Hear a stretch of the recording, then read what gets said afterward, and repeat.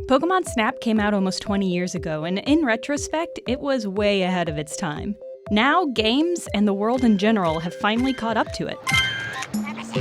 Years before Instagram, Pokemon Snap was about capturing and sharing the best possible version of a moment. When Snap came out, the easiest way to save or share your game photos was to go to Blockbuster and have them printed as stickers, a true and ultimate 1990s experience. Now that most people have a camera on them at all times, we treat photography differently. Picture taking itself has become a form of play.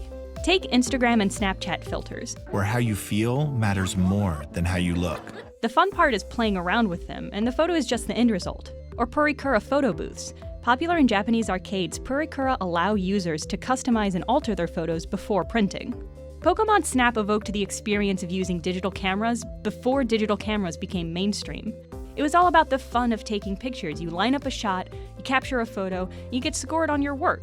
And if you don't get it right, well, you can always have another go. However, the clockwork nature of the Pokemon's movements meant that each playthrough was pretty similar, which made it easier to get the perfect shot, but didn't allow much freedom of expression. Enter the photo mode. Photo modes make use of pre-existing assets, and they provide a creative landscape for players to manipulate however they want, kind of like digital Legos. Whether you want to make your own movies, share beautiful sunsets, or turn that frown upside down, photo modes let you engage with familiar, beloved worlds in a new fun way, just like Pokemon Snap did 2 decades ago. Although it's a standalone game, Snap extended and enriched the Pokemon universe.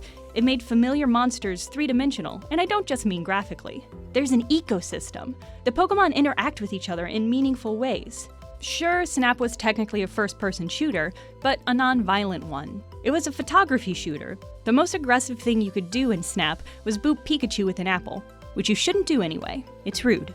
Other Nintendo games from this era were all about exploring highly detailed 3D landscapes. Pokemon Snap wasn't.